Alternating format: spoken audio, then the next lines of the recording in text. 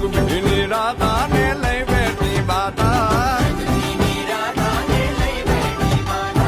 મોરલીઓ બંધ કર માતા કીએ છે એમ રંગભીની રાધા હવે મોરલીઓ બંધ